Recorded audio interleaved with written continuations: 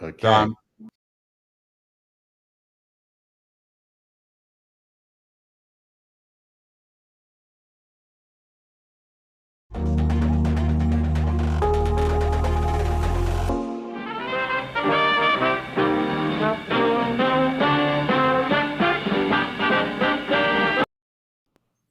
Hello. That was the week. We're back. February the 26th, the last Friday in February. Quite a month, Keith. Quite a week, actually. We're not even going to talk about it. There's so many other things going on. But there was a small bust on the markets this week. You lost several $100 million, I assume, given how wealthy you are. Billions, Andrew, billions. Yeah, the markets had a correction. To be honest, my rule is don't look at the market either way, because if you get emotional, you're going to sell when it goes down and buy when it goes up, which is the exact opposite of what you should do. So it's best not to look. Best not to look, but there are lots of places to look, Keith, this week. And in particular, you as a creator are focusing on the creative space. And before you even start about creativity, I'm curious, how do you're doing a good job keeping up with all this stuff. How are you putting this newsletter together? It's quite interesting, actually, and it relates. Let me share my screen, and I'll show you. So it all starts here in Feedly, and if you notice, I've got that was the week, 207 sources that I read. And so, I can see that Paul G is at the top. You're still obsessed with Paul G.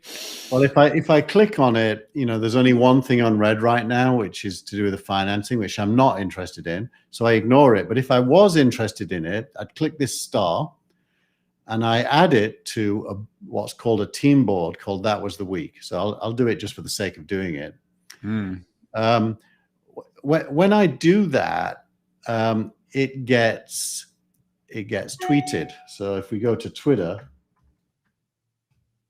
the fact that I just did that will have been tweeted. Wow. You're a machine, Keith. And there's so much stuff coming in. I don't know how you keep up with it all. I mean, it's all very well putting it in different folders, but you've got about 10,000 folders. How do you? No, but then look what happens. It basically comes here, and let me. This screen is, and you see in this sidebar. If I refresh the sidebar, everything I've done that to comes up here in review, which is my newsletter tool. Right. And it's pretty amazing, and it's a sort of a creative tool for a creative in a week of creators. So, what's the big deal about creators this week? Why is it the moment you suggest for creatives? Well, there's an explosion of things happening all at the same time. That's really what it comes down to. It's a Cambrian, as geologists would tell us. Is this a Cambrian moment, Keith? Well, if you think about it, the past is podcasts and blogs. Podcasts and blogs is the past. Why is it the past? And tweets. And tweets probably, although I think tweets are the glue that they're not going to go away, and they're also perform a useful function in alerts and notifications and so on. Yeah. But what's new is on the newsletter side, Substack, Review, and others. Yeah. On the live video side, Restream, StreamYard, and others. Yeah. On the audio side, Clubhouse, Twitter Spaces, and others. Yeah, and they're many to many platforms, whether it's audio, could be video, could be anything, right? Yeah. So people like you and me now are sitting here. It's almost like too early to talk about it because it's still a bunch of disparate services that we use. But it's all coming together. The way I think about it in my editorial, I say that it's almost like somebody is going to build Adobe Creative Cloud for us, for all these different things. And there'll be one place where we can go. We'll be able to write, we'll be able to record, we'll be able to go live, video or audio. We'll be able to publish or just be live. And you know, that is the canvas on which creativity is going to flourish, which means that our consumption habits, mine have changed already. You know, I'm reading Protocol, I'm reading Not Boring by Packy McCormick. I'm reading Wired more because they're doing a pretty good job of this. So the content that I'm receiving is now being produced by a wider array of people using a wide array of formats, including live. And so it's transforming the creative landscape. And then what about the old players? I don't know, obviously the newspapers and publishers and music labels and movie studios, but even the old new players, the Web 2.0 crowd, what's going to happen to them? Well, WordPress, Blogger, they're going the way of the dinosaur in terms of being where the action is. Of course, so they're replaced by So the Blogger people are going to be replaced by Substack and Review. I believe a lot of that will happen initially with, you know, the early adopters, but eventually, yeah, I think so. And just, you know, if you think of That Was the Week newsletter, we bundle together in the newsletter the text that third parties write, that I curate, my own editorial, this video. We also have an audio version of this video. We don't yet have a Clubhouse, but I suspect that's coming soon. So it's suddenly the world's changing. But in a way, I remember hearing all this in the late 90s, early 2000s, and to some extent it was true. Blogger and all these other platforms did allow quote unquote creatives to express themselves, to get around the traditional intermediaries, to do away with the gatekeepers. But the thing that I've been writing about and arguing about over the last 20 years is that it didn't necessarily enable business models for creatives. So you and I can do it because we make our money elsewhere. Yeah. But for a 20-year-old, 25-year-old kid who wants to be a journalist or a filmmaker or a musician, it's still a very, very hard place to make money. Well, I at this stage don't recommend that you try and make money from this unless you already are well known. And yeah, so it's the Calacanis's of the world who I saw actually. He's looking more and more like a movie star. I don't know how he does it. Did he have a facelift or something? You know, I try to avoid looking at him, so I'm not sure. But seriously, it is a star economy. You know, it Prince is a star. Harry. I just was watching some sort of mashup of Prince Harry and James Corden. So the real creatives, the people who have actually something interesting to say, I still don't see them necessarily benefiting from this economy. I think you're going to see it starting to happen. There'll be a long tail, and it's going to start with. Well, we heard the long tail was a TAIL was a TALE. I argued with Anderson about that for years, and ultimately he's disappeared. So it's still not clear where the money is. What about Twitter, Keith? They came out with an interesting business announcements this week. There, you know, yesterday when the entire market crashed on NASDAQ crashed, Twitter went up 7%. Why? What are they doing that's so innovative? Yeah. So firstly, they haven't done anything yet. They had an investor day where they pre-announced what they're planning to do, and what they've created a concept called Super Follow, and it's a set of tools that you or me might use. Remember, they're closing down Periscope in March, which is what we're using now to stream to Twitter. What are they going to replace that with? Super Follow. Super Follow is going to involve audio spaces, video spaces, tools for distribution and analytics that will allow a super tweeter to have a range of tools to enable them to be a creator. Hence the title of this week's newsletter. Are they trying to be the Adobe then of the future? Is this the Twitter play ultimately? Because Jack gets it more than most people, right? I mean, he's a weird guy, but he's pretty smart. They're certainly going to try. This is the TechCrunch article that I quote. They're definitely going to try to be that. And, you know, there's no reason to suspect that looked at across a whole range of different tools that they may succeed. I do think it's going to be very hard for them to compete with Clubhouse in audio, or at least kill Clubhouse. Clubhouse, I feel, is here for for a long time now. Well, let's get on to Clubhouse. You say it's still the talk of the town, and of course, talk being the optimal word in that, because they're an audio platform for the moment. Yeah, you can't pick up nobody picks up newspapers anymore. You can't go online to anywhere without reading about Clubhouse, but I'm still not convinced. So much of it's so boring, but maybe that's my problem. No, it's funny. Last night around 9 p.m., I got an alert that there was a Clubhouse by Josh Constine talking about the future of newsletters. So I clicked on it. Ben from Stratechery was there. The founder, Jessica Lessin, the founder of The Information, was there. Constine was moderating and anchoring. It was like a live radio show that I was able to join in the studio for. Yeah. It was, and then it ended, and I noticed that Mark Andreessen had another thing going on, which was about understanding how to see the future from the present, which was very philosophical and quite deep. So it's basically what it is real time bringing together celebrities, authors, authorities, interesting people to talk about stuff. So it's sort of, I mean, it ultimately will kill television. I suggest, you didn't put this in, but I suggested the link about how archaic, or maybe it was a tweet or a piece about how incredibly archaic Sunday shows are. Yeah, I mean, there was a good article. Sunday now is they should do away with the word Sunday. It's a meaningless word, but you sent that. Absurd. Yeah, you sent it to me, and I read it.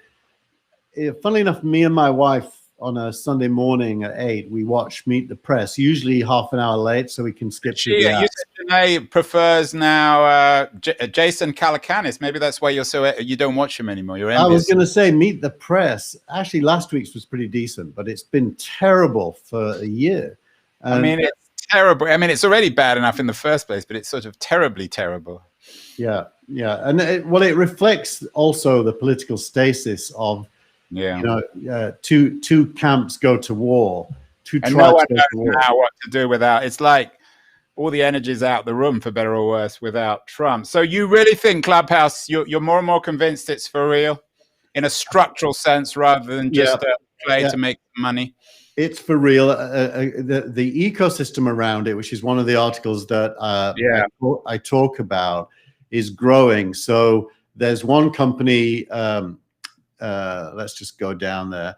There's one company that is doing tickets, so you can sell tickets and allow people in. So the rise of oral psychodynamics. That's a great piece, doesn't it? What's an oral psychodynamic?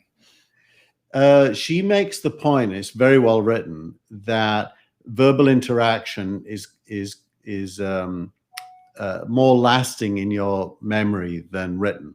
Yeah, but this could be a parody of oral psychodynamics. You know what? There's another word for that. It's talk. Yeah, she's good though. You should read it. Don't knock it. It's actually very good. What's her name? Zainab. Let's click on it. She's at zainab.substack.com. So she's another newsletter.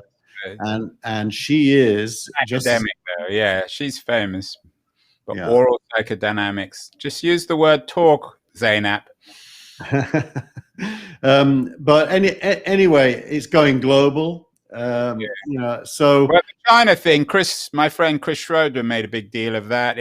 I think it is interesting in a China context, because you can talk about all sorts of things on Clubhouse that you can't talk about. But I am assuming the Chinese will get up to their old tricks of somehow banning it from the making sure it's outside the Great Wall of China. So I don't know if it becomes politically dangerous, they'll just ban it, won't they? Well, remember, it is just an app, and the App Store in China, Apple complies with Chinese government regulations. So they'll get rid of it if they have to. If they have to, yeah. And then meanwhile, whilst you have the rise of the creative, a new creative economy, of Twitter reinventing itself, Clubhouse revolutionizing, social media is in crisis. The traditional social media, which we used to think about as the future, is increasingly the past. So why is social media in at least regulatory crisis, Keith? Well, we talked about this endlessly, and almost to the point where I think you and me are bored of the topic. But it doesn't go away. And this week there was a torrent of opinion about it. New York Times article, "The Economic Case for Regulating Social Media." A great article on Protocol about how bipartisan the call for regulation is, and therefore social media beware. The Wall Street Journal talking about online speech now being an existential question. And then Microsoft, pooped in their pants basically by... Go back to that existential, because I had a thought on that. Yeah. I mean, it's always been an existential question for tech, for better or worse, right? Yeah. You've just written this very good essay about John Perry Barlow and the Decency Act, the Communications Decency Act, and Section 230. And this is just that conversation 25 years later. Yeah, and it does. The conversation never changes. It's always about somehow controlling, for better or worse. Yeah, I put Microsoft in more to make fun of them because they joined forces with European news publishers against Facebook and Twitter. And it's funny because I've lived through several cycles of that. I used to be involved with a group that was backed by some Microsoft that was intent on bashing Google. Then when both Microsoft and Google got Indian American CEOs, they seemed to make a truce, but now they're back to war. It's kind of interesting. Yeah. And the Australian part of the war cooled a bit this week because Facebook did some kind of a deal and turned the news back on. But it's not clear to me where that's all headed. Having watched what Facebook did with its currency Libra, where it caved into government demands, I do not believe Facebook is capable of driving in a straight line and doing the right thing here. So I fear that governments and old news organizations are going to get a piece of the cherry somehow, but I still don't understand how. Well, we should maybe next time we can revisit John Perry Barlow's declaration of independence from cyberspace. To it's 25 years ago that he wrote that remarkable piece to basically suggest that we have the same struggle between government and cyberspace. But if anything, it seems like government is more aggressive now in challenging cyberspace. Meanwhile, in the midst of all the upheaval and the disruption, the Spacks are continuing to revolutionize the financial world. Well, the Spacks seem unstoppable, Keith. Yeah, there was a couple of big corrections this week. There's a SPAC that is announced. It's the Churchill SPAC that announced that it's merging with an electric vehicle maker called Lucid, and its stock cut in half on the announcement. So, SPACs can make mistakes of merging with the wrong entities. Well, they will. That's inevitable. I mean, that's... Yeah. Right. That said, they're very popular. The big news this week was that Lehrer Hippo in New York announced a SPAC. Now, Lehrer Hippo is Ken Lehrer and Eric Hippo. Yeah, the Huffington Post people. Ken's Huffington Post. Eric was former SoftBank when they were just a VC fund. And Lehrer Hippo is a microfund. It's not a huge fund, but it's very well regarded. And for it to be doing a SPAC means that the tide of SPACs has gone all the way back to VCs who do A rounds and seed rounds. So why is that important? It means that the VCs that do C, D, and E rounds are being leapfrogged, and companies are going to go direct to some kind of public offering, helped by their VCs, who are going to take another bite at the cherry through the SPAC as they go public. Vinod Khosla announced 4 SPACs in the last 2 weeks. So this is a major reorganization of late stage venture investing, and the entire economy. And it seems like the VCs are both they're trying to be both church and state, judge and jury, in the sense that they make the original investment in something they think is innovative and smart, and then they're going to decide when these things go public. Well, what happens if they're a piece of crap? Well, that probably means the SPAC won't be able to raise the money, because the money does come from institutional investors. From the, they'll have funds. So won't Lara, say Hippo, won't they control? So let's say they raise a couple of $1 billion for a SPAC fund. Won't they decide where they put the money, or do they need to get permission to reach SPAC? No, it's highly controlled. They raise the money for a specific purpose, and it's not a fund that does many things. It's one piece of money for one company to merge with. And the SPAC investors have the right to withdraw their funds if they don't like the choice. So the money does control the outcome, and the money is not the VC's money. And money, of course, is in the news, both literally and metaphorically. Always is in the news, literally.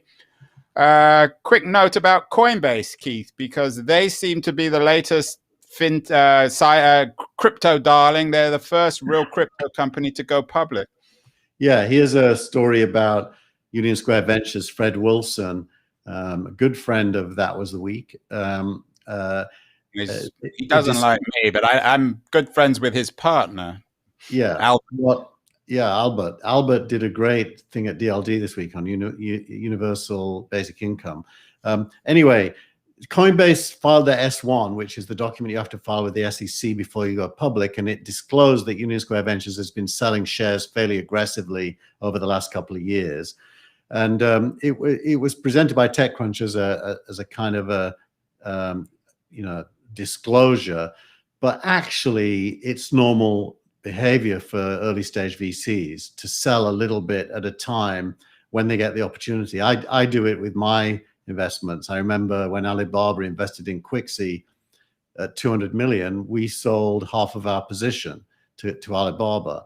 So it's a normal thing. But the other news about Coinbase this week is that they've closed their office down. So they filed for an IPO, and here it is, worth a mention is the section. It's now a fully decentralized company with no HQ, which is a bit like WordPress, actually, always was.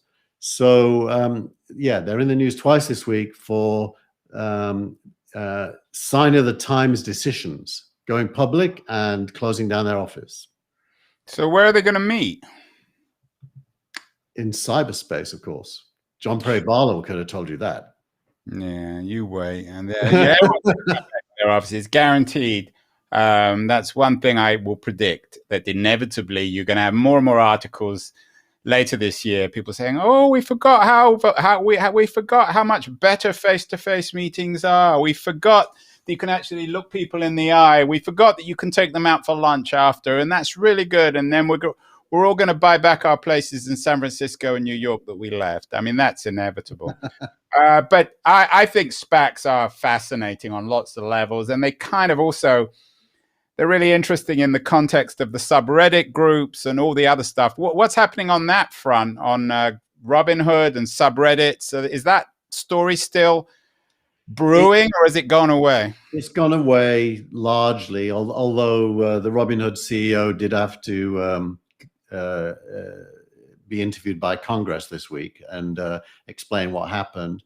And also, probably even more significant to being interviewed by Congress, he was interviewed by David Sachs, Calacanis, Chamath, and David Freiberg a couple of weeks ago, where he had to face the music, but really didn't. He's good at he's good at squirming out of the corner. It's interesting. I mean, you didn't make Coinbase the startup of the week. It could have been on lots of levels, as you say. What's your startup of the week, Keith?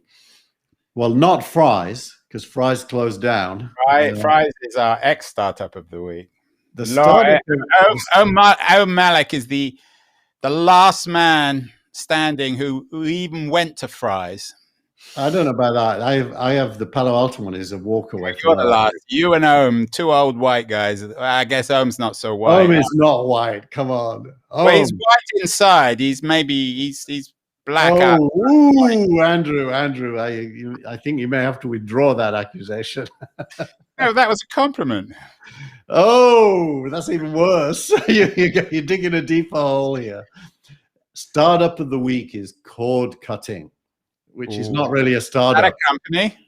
It's lots of companies. Some of the logos are there, but 5.8 million people. Oh, sorry, 5.5 million people cut the cord with their cable or satellite provider last year, and that's accelerating at pace. So I guess there's nothing new to say about that other than acknowledging. Yeah, well, I just wrote this essay about on the 25th anniversary of John Perry Barlow's Declaration from Cyberspace, and one of the astonishing things is that all that Section 230 and all the reasons why Barlow wrote the thing as a response to the Telecommunications Act, Clinton's Telecommunications Act of 1996, it all came out of the breakup of AT&T and the domination. And these companies now are irrelevant. We never mention AT&T in this show. They're before dinosaurs. What became before? I mean, maybe Facebook now is a dinosaur. What came before the dinosaurs? Well, did you notice this week that AT&T announced that it's spinning out DirecTV, which it only acquired a couple of years ago? I don't understand. So they spent all that money on DirecTV, and now what does that even mean, spinning out? Well, they're selling it to They lost all the money on it. They're selling it to Texas Pacific Group, which is a private equity player. And it's going to go back to being a satellite and streaming service. Did they lose money on that, or they just? They lost billions. They paid $65 billion for it initially, and I guarantee it'll be. How is there still even a company called AT&T? That's what I don't understand. It's because of mobile. It's all because of mobile. Well, we still have our stupid phones. When are those going to go away, Keith? When the ears and the eyes and the mouth can be addressed by something better. Well, that'll still be some time. Gives us some more time for that. Was the week.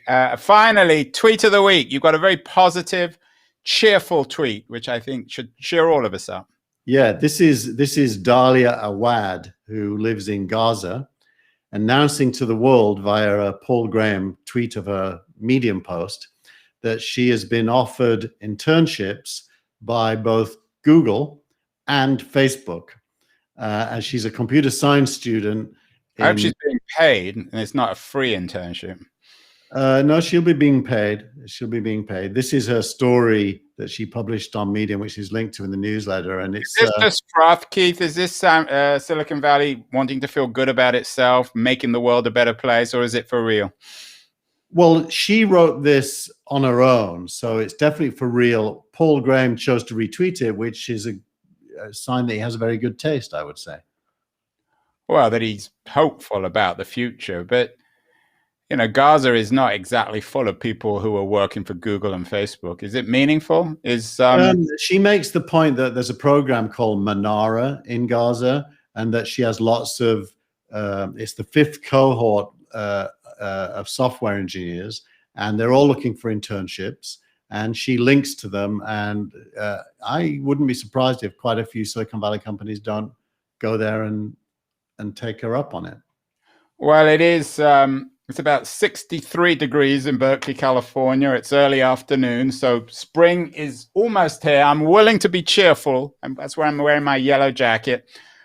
Just for the week. That was the week. A nice, pleasant show, Keith. No impending catastrophes. No dystopia. No. Technology continues to change the world, and I no doubt will be doing the same next week. Thank you so much for an excellent show. You're welcome. I just want to mention that you do look like Liberace in that top. And you have to explain to some of your younger audience who Liberace is. Go Google it.